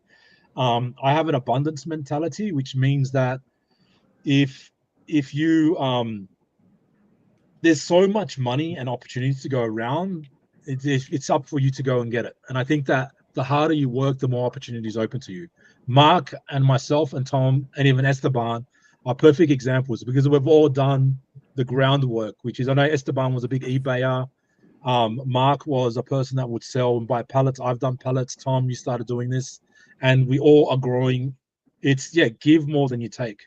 So someone asked about bid FTA. That's the one I looked at previously. They're huge, and I have not done research on them, but I will just do research on them, buy stuff, go to their shop, look at their processes. One thing I do, which is really sneaky, Tom, right? If we meet up with you guys, we'll go to Mac. I'll buy something just so we can walk into the Mac Beard warehouse, and I walk around filming, taking photos. And someone's like, "Can't take videos." I'm like, "I'm taking photo of the product to show my wife." And they're like, "Oh, okay." Max, you should do content, man. You should do content. Yeah, right. You gotta have your own channel, man. The problem is kind of like, what do I do content on? Because I'm a bit like you with my hands in different pies. And so there's certain things that I want to talk about. There's certain things I do want to talk about. You pick one. Yeah. You just pick one and you stick to it. Yeah, easier said than done, because it's kind of like, yeah, I Well, I mean, I was torn to come on this show because I wanted to add value. Like, I think that if we have an opportunity to be on a platform, we need to add value to someone's life, and adding value is everything that we can do. Like, we all, something I learned at being in the Philippines. I was in the Philippines, and if you ever want to know what true poverty is, go to a third world country, right? And I was speaking to someone, and he was like a street guy, and with his kid there, half naked and all dirty. And he said to me something. He goes, "We all love our children the same," and it really hit me. Like, we all just are doing the best that we can with what we have. So if I can help someone, it doesn't affect me. Actually, probably makes me better. The reason why Ferrari and Lamborghini exist is because Ferrari told Lamborghini to piss off. So he came up with Lamborghini. Lamborghini made a better car. Ferrari made a better car, and they help each other. A lot of the best businesses is because they had a nemesis. And they grew because the industry grew. You have to grow. So yeah, so we've got a couple of questions here. Taking notes. Class in session. Wait 1 second. I wanted to talk to you about the content. Max, you said you had plenty of things to talk about, but look at Tom. Tom talks about his museum every once in a while, and that's okay. Look, we find when someone wants to create a YouTube video or let's say a YouTube video, then you pick one subject that you really want to focus on, that you think you feel like you can provide value, and then on the side you're going to share the other side of you, as B-roll or as additional content, just like Tom does with his museum, and share the other passions that you have and what he has. So my true passion is entrepreneurship. Self-made people, like real self-made people, not like Kylie Jenner. I'm self-made, yeah, but your dad's a multi-millionaire and your mum, right? Like, you're born with a name. Like, good luck, right? Yeah. Try being like 50 years old with a belly, right? Right? No one's gonna TikTok you, right? I love entrepreneurship and business, which is really interesting, because my wife, I'll put up on the screen, open a bookkeeper business, right?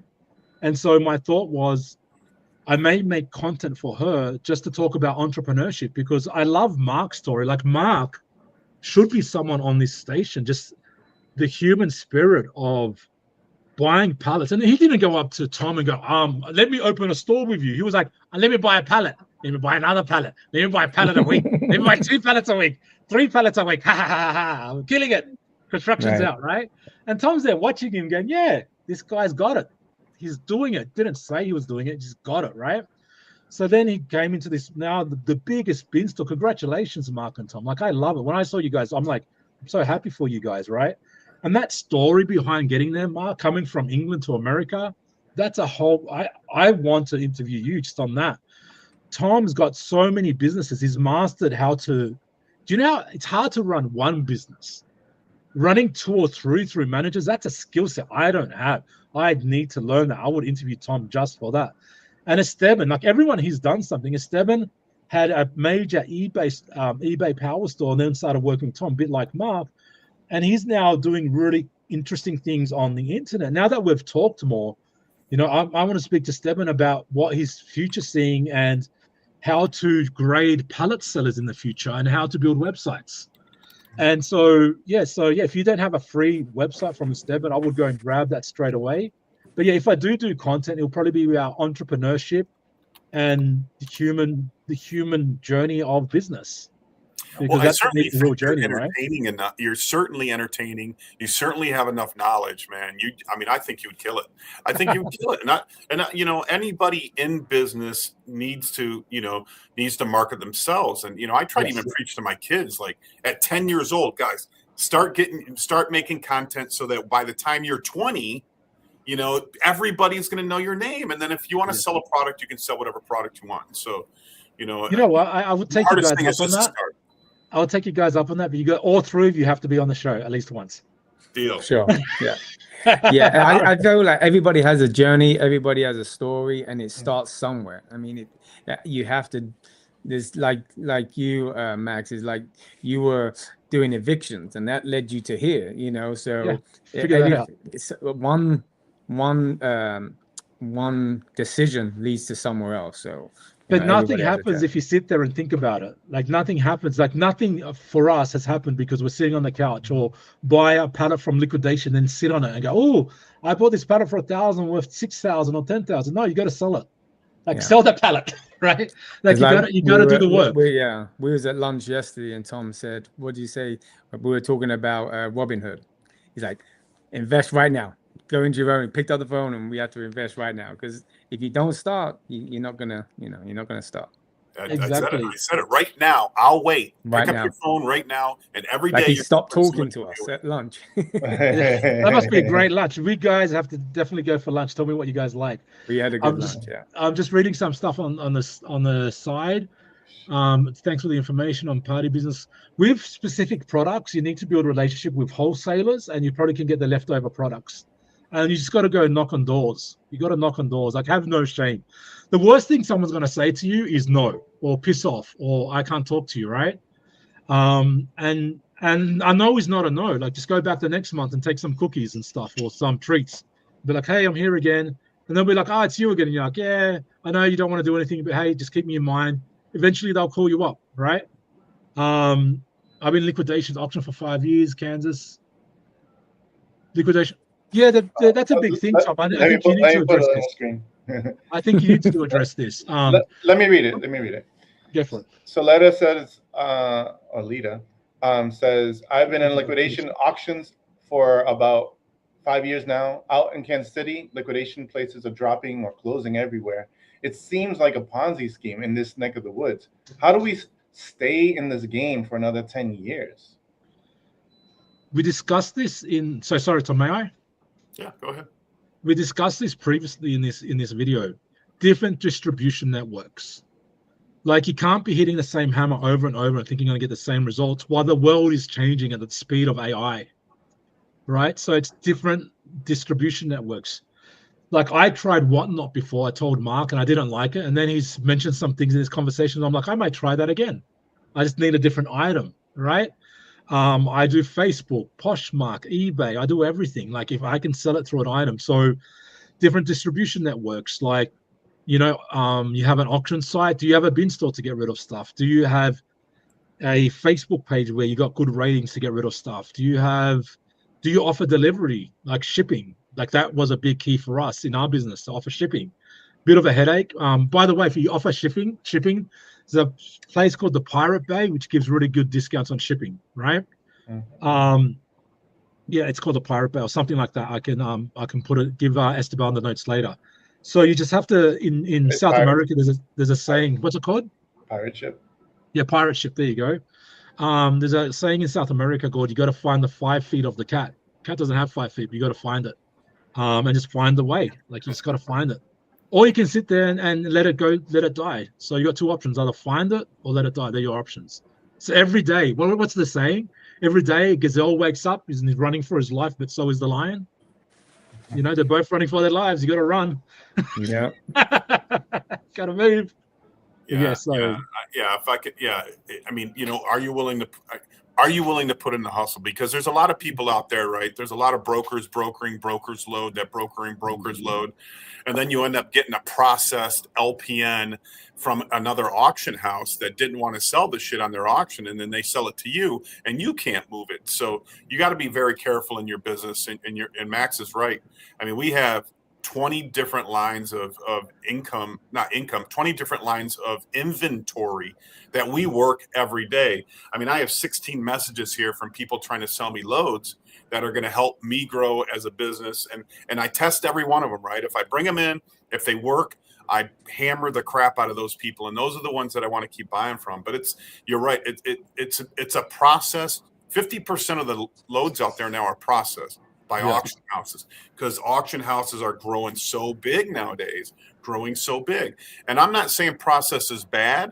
If it's priced properly, you can make money on it. If it's overpriced, which most of them are, then I wouldn't even touch it with a 10-foot pole. So, and I'm assuming everyone knows how to buy correctly. So this whole thing is, I assume everyone knows how to buy correctly. You will lose immediately if you don't buy correctly. That's step one. You got to know how to buy. And you got to know where to source your products from. We've always discussed online, when we've been online, about creating like a a review platform for suppliers. The biggest issue with that is suppliers change. Like I had a really good supplier once, and then one day just gave me a crap load. I was like, not buying off them again. So you need to have trusted suppliers. And you do supplying as well, don't you, Tom? Well, we try to match up buyers and sellers, and we do make a little commission in the middle, but we try to keep it little so that everybody can make some money, and and it just compensates my employees for their time. But yeah, we get offers all over the country, and I mean anything in the Southeast we try to eat up because we need it for our network down here. But I'm not bringing in loads from Michigan down to Florida and paying $4,500 in freight. So yeah, we do help people find loads, and anybody that wants to, they can go to liquidationmotivation.com and get my cell phone number and text me. I'll be happy to help you out finding loads. Awesome. The biggest thing as well with the places closing down, a lot of places are buying bad and they can't sell with margin, and that's why they close down. So if you're not buying correctly, you'll close down in a month if you can't sell correctly. So buy, sell. It's basic buy, sell trading. Buy low, sell high. Narrow in their sales process. We talked about that a lot today. If you want to sell on one platform, you're not going to make it. I don't care what platform it is. Even if you own a bin store and you get $1,000 MacBook Pro, you got to have a way to sell that. You got to have an alternative site to sell that on. Every business has to have their different streams of income coming in so that they can maximize what they get out of these truckloads. It's just, and you got to buy the truckload too. Everybody buying pallets. Yeah, I'm sorry, you're overpaying. You're paying $200 more a pallet than I am. So. Yeah. You want to have a competitive advantage by the truckload. Make sure your broker, I want to make this clear that I buy from a lot of brokers, but my network of brokers, they come to me and say, Tom, I own a load for $15,000. I want a $500 commission. Do you want the load? Yes, I'll take the load. Right. I like the honesty of all of the brokers that I deal with. Brokers are necessary in this business. And I think Matt Lavelle from Bilo pointed that out. He's like, listen, if you're going to use a broker to find you loads, they sit there all day hunting the country, trying to find good price value loads for you to buy. And for them to make a little bit of a commission is not a bad thing. The brokers that want to charge $5,000 on a load, those guys need to be booted out of the business. And there's a bunch of them out there. So brokers are not a bad. They're not bad people. They work hard for you and deserve a little commission in between. So don't be afraid of the brokers. If somebody's going to work all week for you to find you loads so that you're successful and you can make $5,000 a week in your store, I think that's a pretty good deal. So and I'd be happy to pay 5% on a load if it's a good load. Like it's you're paying for that expertise in the good load. You don't want to overpay. It doesn't matter if you overpay or underpay. If it's a crap load, you can't sell it. It's crap. Ends up in landfill. You lose money and time. Can't afford to do that. And Max pointed it out. You make your money on the buy. If you have your network for selling everything, you make your money on the buy. You find the good price loads, and then you just keep turning it. You just, what I do is if I find a load that's great and it's priced right, I go to them. I say, I want to buy it all. I want to buy everything you got because I will figure out how to move it. Because I need that load in Mark's store. I need 2 of those loads a week in Mark's store every week. And so when they offer me 3 loads a week or 4 loads a week, then I try to find a buyer who will take that extra load from us. So that's how I'm handling making sure my store is. And so Lita, there are facilities that only produce 1 or 2 loads a month that you can buy out and take everything they got. And then that supplies your store permanently. Until it changes, right? Right. The other thing is we're in the wholesale business and buying and selling. Everyone needs to make money, and that's how you maintain a good long-term relationship. So if you have a supplier that gives you great source, pay them what they want. Don't nickel and dime them, and then they won't come back to you. Offer the load to someone else. Yeah. So pay. So sourcing is crucial. Which you're the one of the best at, Tom. You got to teach us a masterclass in sourcing. Hey, it's get your name out there. Content. That will come to you, right? I'm telling you, I would be nothing in this business if we didn't make stupid YouTube videos 7 years ago. The funniest thing is, how do you catch foxes? You put all the you have all the chickens in the chicken coop. The foxes will come to you, right? That's There you go. content. You're right. It's content. I don't know how many times I tell people to do content. I will do it. I will do it. And they always, they normally give me an excuse like, oh no, I'm going to go buy this camera. I'm going to go buy this. I'm going to go buy this. And, I go back to them a year later, like, oh no, I'm going to go buy this camera. I'm like, all right. The moment that someone says they got to buy something is a joke because everything is on this master computer called your smartphone. All our right? videos are on. You don't need anything else. Yeah. You don't need anything else. Yeah. All right, guys. I got a meeting coming up. I literally have someone to start going in 1 minute. 1 minute.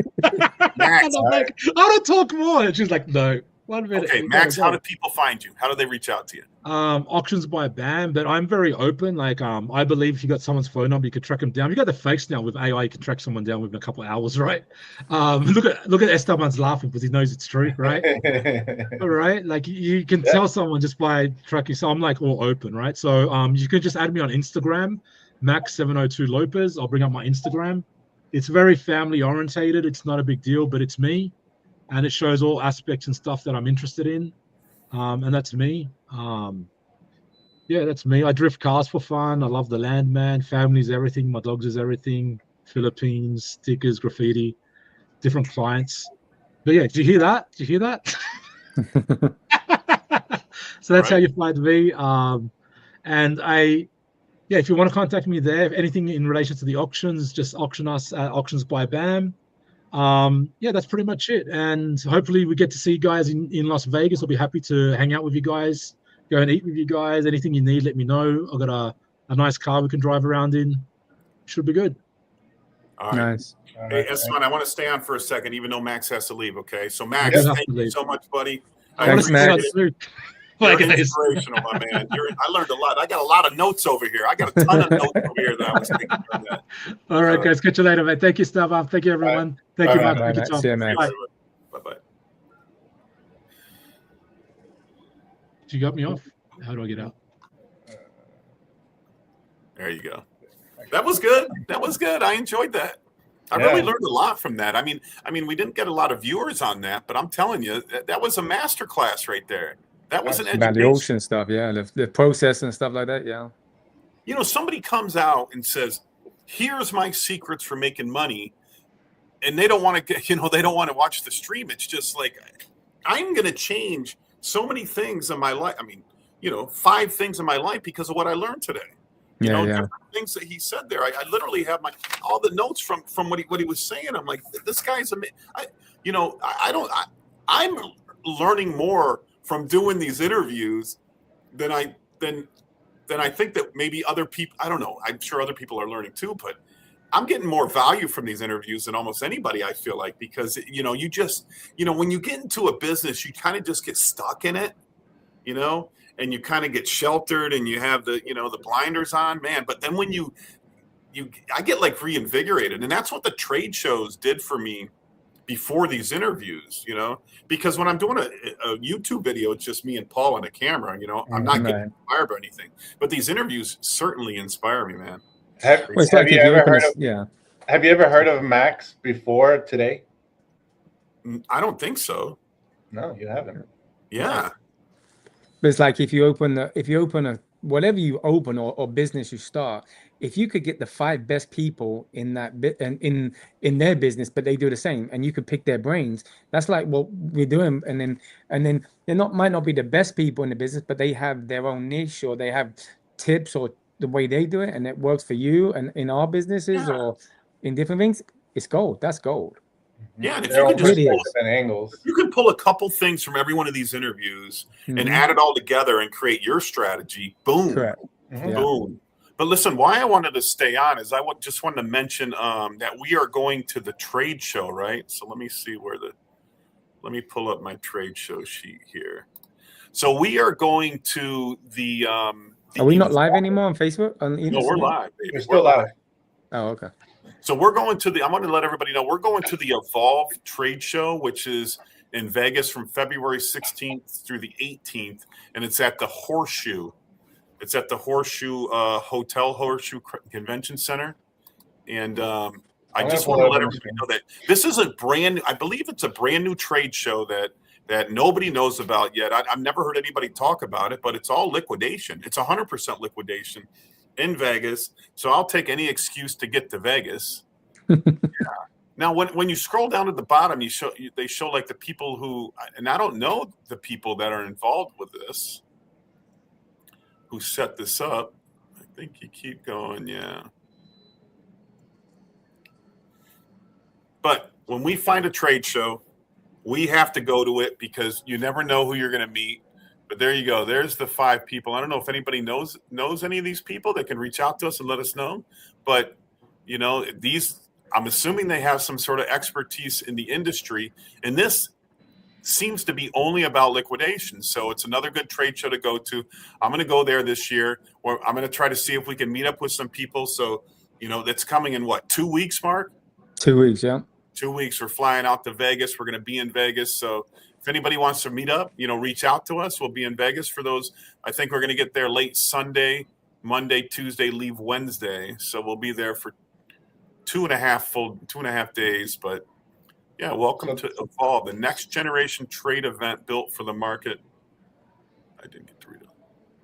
Yeah. So it's all about. They have one in February and August. Yeah. I wonder if they're trying to compete with ASD in Vegas or with WHSL, which we are going to be at WHSL. We are the official media partners for WHSL this year. So super excited about that. We are media partners with ASD this year. I don't know if we're the official media partner, but we are media partners with ASD, so we're going to be at ASD. We recommend everybody go. I recommend everybody go to every trade show because that's how you get in front of somebody's face, and that's how you build your relationships and find the deals and find the contracts. You know, I just talked about if you find somebody that has 2 truckloads of something a week that you need, but you only need 1, at ASD, at WHSL, at Evolve, you can find the people that you can pass those loads on to, people that are near you, that shipping won't kill them, that you can partner with to pass the loads on. And that's how you build your business. That's how you fix your inventory problems, is you buy out deals, guys. You got to buy out deals. If you can't buy out deals, you know, you can't buy out deals. You're going to be playing that rat race game every week, man, where it's like, you're fishing. Where am I going to get this week's load from? You know, Right. You're casting your line and trying to find the loads. You know, you have to have some stuff on autopilot in order to be successful. I say that's why a lot of people do fail in this business. You know, I think Lita talked about people going out of business right and left is because you got to put your loads on autopilot. Put them on autopilot, sell off the rest. You can make a few $100s when you sell off the rest, or just partner with somebody. We have some great partnership. We have partnerships with people in Miami that buy 5 to 6 loads a week. So when we get too many, we can just send them to them. They pay the bill. We don't have to worry about it. You know, and that's the way you need to build your business up, guys. That's the way you need to build your business up. So, yeah, don't put all your eggs in one basket, right? It's the same thing. Yeah, we lose it. I mean, right now we're dealing with loads that are filled with food, right? Amazon loads are coming tons of food right now. And we just got to deal with it. And luckily we have a network big enough where we can buy other loads to supplement that food, you know, so that we can maintain our sales. But any closing thoughts today, guys? I mean, I wasn't sure what to expect today. And man, did I learn a lot, man. A lot. Yeah, it's good. Yeah, we got Definitely good. Sign up for the National Association of Auctioneers. Yes. Yeah. I have a big list that we need to talk about. No, it was very knowledgeable and very, you know, got some more insight into the auction world for me personally. You know, I'm not really into that space right now, but, you know, I definitely took a lot of good points from that, and definitely think that, yeah, maybe in the future we could do something different, you know. There we go. Because it's always evolving, you know. You always we spoke about it yesterday, Tom. We've always, you know, we are the world's largest bin store, but what else can we offer going forward after that, you know? There's always more. What's next? Yeah, because now this is up and running and successful. Obviously, we're going to keep doing that, but there's always going to be more and more movement, like in the industry. So, yeah. Yeah. And more so with Mark and I, like we want to, you know, how do we diversify? You know, Mark and I own one bin store together. And what if that bin store gets shut down? Or what if something happens where, you know, a national client comes in and we're out of business? Should we have 2 bin stores so that if one, loses it, at least we have the income coming in from the other one. So now that's the journey we're walking through right now. Is it time to open another bin store? Right? Maybe that'll be a video someday. We'll do Big question mark. Wow. Biggest All right, question guys. mark. Hey guys, thanks for watching the channel today. Liquidation motivation. Now go out there and make some money. Liquidation motivation.